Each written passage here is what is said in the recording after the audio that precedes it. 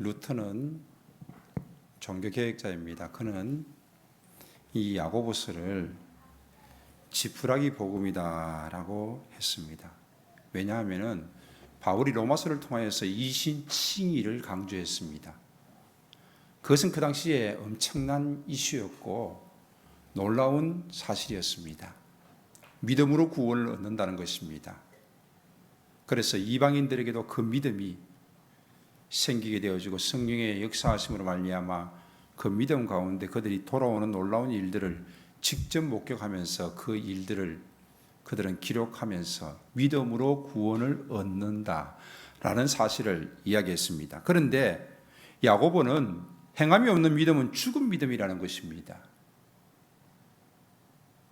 어떻게 보면 아주 행함이 있는 믿음을 강조하고 있습니다. 그래서 루터는 야고보서를 지푸라기 복음이라고 이렇게 폄하하기도 했습니다. 야고보는 행함이 없는 믿음은 죽은 믿음이다. 행함이 없는 믿음은 죽은 믿음이다. 사람들이 깜짝 놀랄 수밖에 없었습니다. 바울은 믿음을 강조했는데 믿음을 지키려고 몸을 사리고 있는데 야고보가 갑자기 너희 믿음을 행함으로 보이라는 것입니다. 지금도 믿음을 지키기 위해서 그들이 힘들게 버티고 있는데 여기에 더 큰 행함을 나타내야 한다라니 그들에게는 충격적인 일이었습니다. 야고보는 행함이 없는 믿음은 그 자체가 죽은 것이라는 것입니다. 굉장히 강한 표현입니다. 행함이 없는 믿음은 그 자체가 죽은 것이다. 영혼이 없는 몸이 죽은 것처럼 행함이 없는 믿음은 죽은 것이다. 야고보를 통하여 던져지는 이 말씀은 아주 혼란스러울 수밖에 없었습니다. 도대체 진실이 뭐냐? 진리가 무엇이냐? 믿음을 지키는 것이냐? 행함을 지키는 것이냐? 이 두 가지 중에서 어느 것을 따라가야 하느냐? 당시 초대교회 성도들의 고민이었습니다. 바울의 진리는 반박할 수가 없습니다. 실제 그들의 눈앞에 이방인들이 믿음으로 돌아오는 구원받는 일들이 똑똑히 보였기 때문입니다. 그렇다면 야고보의 이야기는 도대체 무엇이냐는 것입니다. 행함이 없다라면 구원이 없는 것인가? 믿음으로 구원받고 난 다음에 행함을 가지지 못한다라면 구원이 사라지는 것인가? 굉장히 심각한 문제가 생겼습니다. 야고보가 행함이 없는 믿음은 죽은 믿음이라고 극단적인 표현을 쓴 이유가 있습니다. 실제로 야고보는 행함이 없는 믿음이 죽어서 구원을 받을 수 없다라는 뜻이 아닙니다. 야고보는 행함으로 구원받는다는 사상을 전하려는 것도 아닙니다. 야고보는 믿음으로 구원을 얻는다는 사실을 너무나도 잘 알고 있습니다. 마치 영혼이 없는 몸이 죽은 것처럼 신앙이 죽은 자와 같이 전혀 행동하지 않는 그리스도인에 대해서 경각심을 지금 주고 있는 것입니다. 믿음을 부정하려고 하는 것도 아니고 행함을 지나치게 강조하려는 것도 더더욱 아닙니다. 교회 안에 믿음이 있다고 하면서 꼼짝도 하지 않는 사람들, 온갖 문제를 일으키는 사람들, 그들의 모습이 지옥에 떨어질 만큼 무서운 것이라는 것을 지금 말하고 있는 것입니다. 행함은 구원받는 조건은 결코 아닙니다. 그러나 행함은 구원받은 자의 모습입니다. 17절에서 18절에 이와 같이 행함이 없는 믿음은 그 자체가 죽은 것이라. 어떤 사람은 말하기를 너는 믿음이 있고 나는 행함이 있으니 행함이 없는 내 믿음을 내게 보이라. 나는 행함으로 내 믿음을 내게 보이리라 말하고 있습니다. 믿음이 있다고 하면 말만 하지 말라는 것입니다. 귀신도 하나님의 아들을 알고 떤다라고 말하고 있습니다. 믿음은 살아있는 것입니다. 믿음은 나타나는 것입니다. 행동으로, 행함으로 나타날 때 비로소 그 믿음의 가치가 증명되는 것입니다. 예수님이 이 땅에 계시는 동안에 이런 표현을 하셨습니다. 믿음이 크다, 믿음이 적다. 믿음이 행동으로 나타날 때에 그 믿음의 가치를 이야기해 주는 것입니다. 저 사람의 믿음은 귀하다. 뭘 보고요? 그 마음에 있는 믿음을 보고 말하는 것이 아닙니다. 그 사람의 믿음이 나타나는 행동을 보고 말하는 것입니다. 내가 어떻게 믿음으로 행동하느냐, 그것을 보고 우리는 귀하다, 그것을 보고 우리는 믿음이 좋다, 크다라고 말하는 것입니다.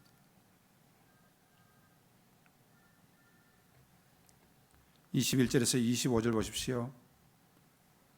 우리 조상 아브라함이 그 아들 이삭을 제단에 바칠 때 행함으로 의롭다 하심을 받은 것이 아니냐. 내가 보거니와 믿음이 그의 행함과 함께 일하고 행함으로 믿음이 온전하게 되었느니라. 이에 성경에 이른바 아브라함이 하나님을 믿으니 이것을 의로 여기셨다는 말씀이 이루어졌고, 그는 하나님의 벗이라 칭함을 받았으니 이러보건대 사람이 행함으로 의롭다 하심을 받고 믿음으로만은 아니니라. 또 이와 같이 기생 나합이 사자들을 접대하여 다른 길로 나가게 할 때에 행함으로 의롭다 하심을 받은 것이 아니냐. 두 사람을 소개하고 있습니다. 아브라함을 소개합니다. 라합을 소개합니다. 아브라함의 믿음의 행동을 소개하고 있습니다.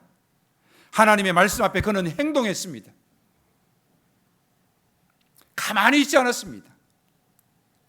말씀이 있을 때 그는 떠났고, 말씀이 있을 때 그는 이삭을 하나님께 드렸던 것입니다. 행동으로 아브라함이 믿음이 있는 자라 의롭다 인정을 받았던 것입니다. 아브라함은 행동이 있는 사람입니다. 그리고 인정을 받았습니다. 이삭 역시 마찬가지입니다. 아버지께 자신을 맡겼습니다. 그는 아버지 앞에 끝까지 순종했습니다. 아버지가 자신을 드리려고 할 때 그는 맡김과 끝까지 아버지의 요구를 따르는 순종이 있었던 모습을 봅니다. 그는 순종의 아들입니다. 그는 축복의 사람입니다. 바로 이와 같이 하나님이 인정하는 모습이 될 수 있었던 것은 바로 행함이 있었기 때문입니다. 아브라함의 행함, 하나님께서 인정하심, 이삭의 맡김, 이삭의 순종, 이 모든 것들은 그들이 믿음 따라서 행동을 했기 때문입니다. 기생 라합 역시 마찬가지입니다. 라합은 누구입니까? 예수님의 족보에 나오지 않습니까? 유대인들은 이 라합에 대해서 굉장히 자존심 상해합니다. 그러나 야고보는 이 라합을 이야기하고 있습니다.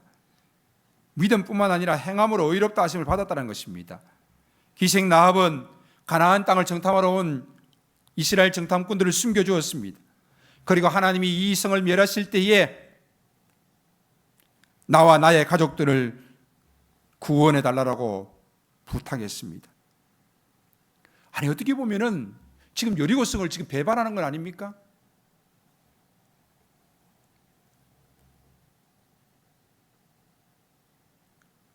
그러나 성경은 왜 이것을 믿음이라고 말하고 있습니까? 여리고성을 점령하고 난 다음에 하나님께서는 그 여리고성에 있는 모든 아이와 남녀노소 할 것 없이 모두 죽이라고 말했습니다. 하나님 너무 잔인하신 분 아닙니까? 그러나 성경은 똑똑하게 말하고 있습니다. 죽이지 않는 것은 죄요, 죽이는 것은 하나님 앞에 순종하는 것입니다. 왜 그렇습니까? 하나님께서 이스라엘 백성들을 가나안 땅에 들이신 후에 이스라엘 자기 백성들을 살리시기 위함입니다. 그렇지 않다면 그 이스라엘 백성들이 영적으로 그곳에서 살 수가 없기 때문입니다. 하나님이 자기 백성을 사랑하시기 때문에 자기 백성을 살리기 위해서 여리고성에 있는 모든 자들을 죽이라고 명령하신 것입니다. 이 명령을 지키지 않는 것이 죄입니다. 지금 여리고성은 분명히 함락될 것입니다. 어찌할 수가 없습니다. 기생 라합이 어떻게 할 수 있는 문제가 아닙니다. 라합은 똑똑히 알고 있습니다. 이 성이 바로 하나님의 백성으로 말미암아서 함락되어질 것이라는 사실을. 그리고 그는 그 하나님을 믿었던 것입니다. 그리고 이 성이 함락될 때에 자신과 자신의 가족을 구원해달라고 맡겼던 것입니다. 바로 이 일은 그가 생명을 걸고 정탐꾼들을 숨겨진 일입니다. 이것을 하나님께서는 믿음으로 말씀하고 계십니다.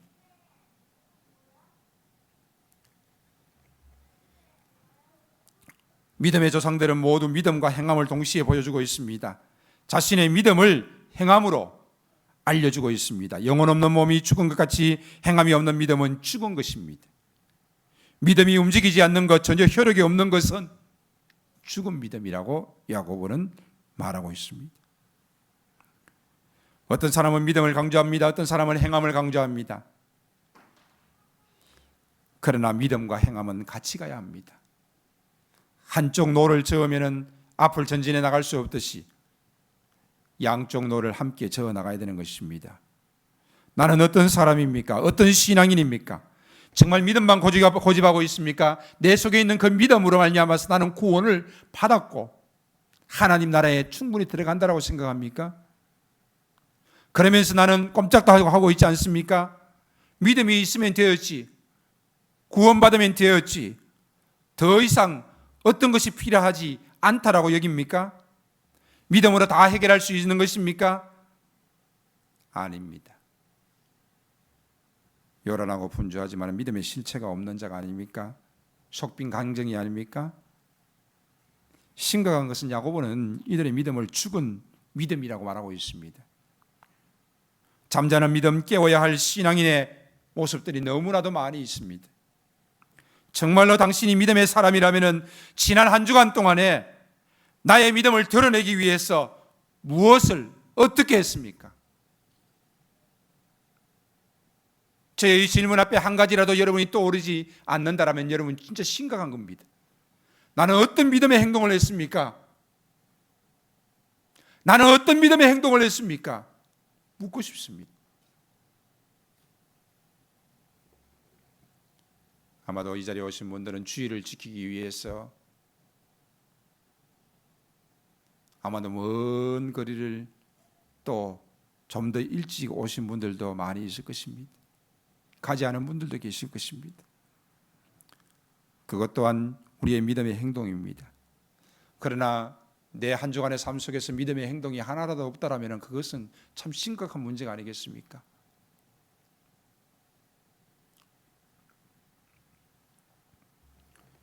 신앙은 생활입니다. 그래서 우리는 신앙생활이라고 말합니다. 신앙과 생활은 분리되지 않고, 즉 신앙은 생활이 되어야 되는 것입니다. 신앙이 생활화되지 않으면 죽은 것입니다. 믿음이 삶으로 나타나야 하는 것입니다. 나는 신앙생활 잘하고 있습니까? 아니면 나는 교회생활, 종교생활을 잘하고 있습니까? 종교활동은 교회만 왔다 갔다 하는 것입니다. 어떤 주어진 일을 하는 것입니다. 그러나 신앙생활은 믿음으로 모든 일들을 하는 것입니다. 교회 생활하는 사람은 교회 안에서만 신앙으로 사는 것 같지만 교회 바깥으로 나가면은 아무런 상관없는 자입니다. 한 주간의 삶 속에서 그 어떤 믿음의 행동도 나타나지 않습니다. 살아있는 믿음을 보여주세요. 하나님이 요구하고 계십니다. 야고보를 통하여서 하나님이 지금 말씀하고 계십니다. 너의 살아있는 믿음을 나에게 보여달라고. 신앙의 연수를 자랑하지 말고, 옛날의 신앙을 자랑하지 말고, 지금 살아있는 나의 신앙의 모습을 하나님 앞에 보여주셔야 하는 것입니다. 신앙은 과거형이 아닙니다. 오늘의 나의 신앙의 모습이 어떠하냐, 이것이 중요합니다. 믿음을 보여주세요. 어느 정도의 믿음인지 당신의 삶으로, 당신의 행동으로 보여주십시오. 야고보에서는 믿음을 보여주라는 것이 무슨 말입니까? 바로 행하라는 것입니다. 나타내라는 것입니다. 그러면서 15절에서 16절에 보니까 만일 형제나 자매가 헐벗고 일용할 양식이 없는데 너희 중에 누구든지 그에게 이르되 평안히 가라, 덥게 하라, 배부르게 하라 하며 그 몸에 쓸 것을 주지 아니하면 무슨 유익이 있으리요? 즉 힘들고 어려운 사람들을 도우라는 겁니다. 물질로 도우라는 겁니다. 영적으로 도우라는 것입니다. 그런데 우리 기독교인들은 영적으로 돕는 것, 기도하는 것 말합니다. 그러나 구약을 믿는 이슬람이나 유대인들은요 철저히 다릅니다. 그들은 구약을 어떻게 받아들이는가 하면은 바로 아브라함을 부르신 목적, 의와 공도를 행하게 하려고, 너와 내 가족에게 의와 공도를 행하게 하려고 너를 불렀다, 너를 택했다라고 말씀하고 있습니다. 바로 이것이 바로 째닥합니다. 그들은 철저히 물질로 돕습니다.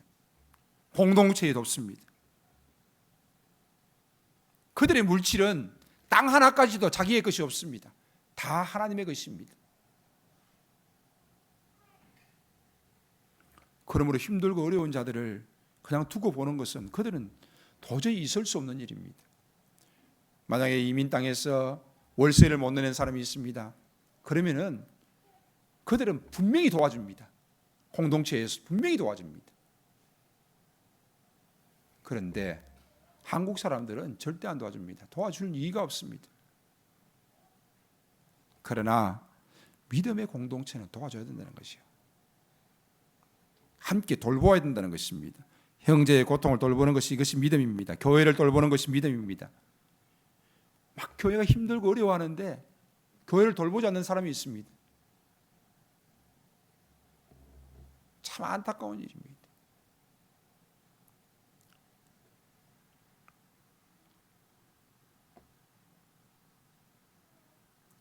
우리가 종종 하는 말이 있습니다. 하나님은 중심을 보신다. 그러나 하나님은 중심만 보지 않습니다. 이것은 움직이지 않으려는 자들의 핑계이자 신앙이 아닙니다. 하나님은 우리의 중심에서 나오는 행동, 믿음의 모습, 섬김, 봉사, 헌신을 지켜보십니다. 내 믿음을 보이기 위해서 재산을 팔거나 자동차를 팔 필요는 없습니다. 하지만 아주 작은 것, 사소한 것들 하나라도 여러분들이 행동으로 옮겨보시기 바랍니다.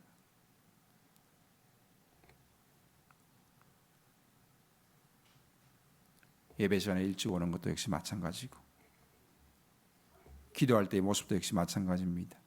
봉사할 때의 희생적인 모습도 마찬가지고, 헌금 드리는 모습도 마찬가지입니다.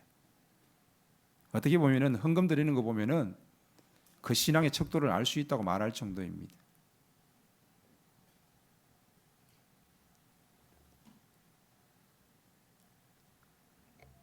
(11조) 아까워하고 믿음으로 드려지지 않는 것들,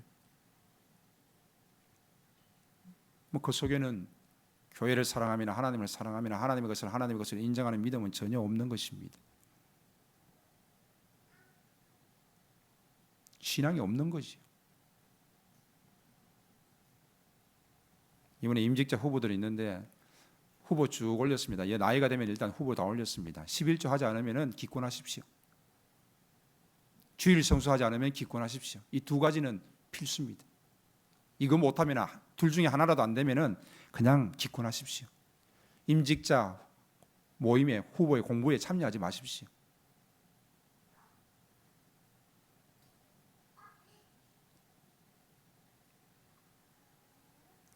찬양할 때 믿음으로 드려져야 됩니다.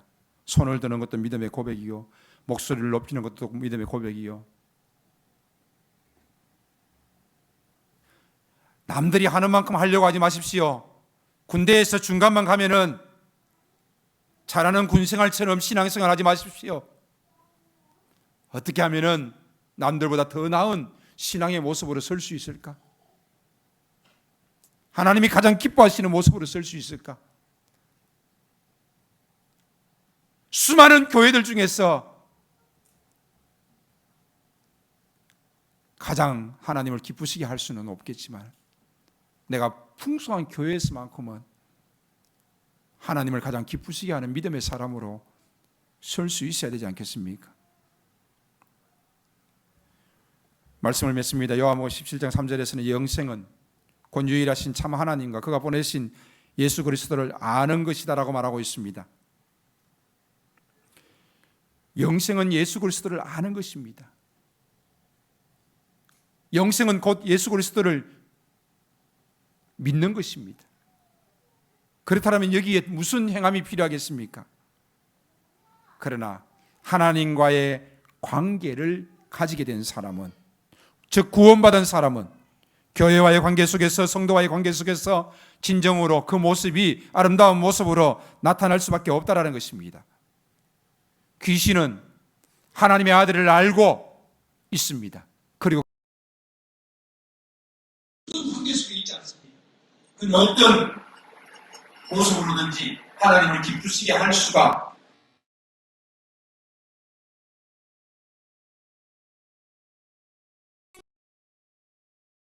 있습니다. 우리의 믿음은 구원받는 믿음입니다. 그러나 행함이 있을 수 있는 그 믿음으로 이룰 수 있기를 바랍니다. 야고보는 행함으로 말미암는 믿음을 강조하는 것이 아니라 행하는 믿음을 말하고 있습니다. 자, 다시 한번 봅니다. 행함으로 말미암는 믿음을 강조하는 것이 아니라 행하는 믿음을 말하고 있습니다. 믿음은 선택입니다. 믿음은 행동입니다. 구원받은 자가 의인이 믿음으로 말미암아 사는 것처럼 그 삶은 우리의 선택이요, 우리의 행동입니다. 여러분이 어떻게 예배드리냐는 것도 여러분의 선택이요, 여러분이 기도할 때 어떻게 기도하느냐는 것도 여러분의 선택이요, 찬양할 때 어떻게 찬양하느냐는 것도 여러분의 선택이요, 헌금할 때 어떻게 헌금하느냐는 것도 여러분의 선택이요, 11조를 할 수 있느냐 하지 않느냐 여러분의 선택입니다.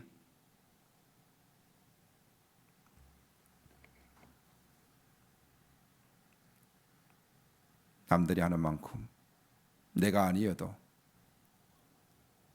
그렇게 하지 마시고 정말 하나님이 기뻐하시는 자의 모습으로, 하나님 앞에 하나님을 사랑하는 자의 모습으로 설 수 있기를 바랍니다. 믿음은 선택입니다. 믿음은 행동입니다. 기도하겠습니다. 야고보를 통하여서 우리에게 주시는 말씀을 다시 한 번 더 귀담아 듣고 귀를 기울이기를 원합니다. 행함이 없는 믿음은 죽은 믿음이라고 외치는 그 야고보 사도의 말씀에 우리가 다시 한 번 더 귀를 기울이게 하시고, 우리가 교회에서, 가정에서, 또 성도에게, 교회에게 하나님에 대해서 무엇을 할 수 있을지 선택하고 움직이는 자가 되게 하여 주시옵소서. 성령께서 각 사람 가운데 움직일 수 있는 힘을 주시고 움직일 수 있는 무엇을 말씀하여 주실 줄로 믿습니다. 감사드리며 예수님의 이름으로 기도하옵나이다. 아멘.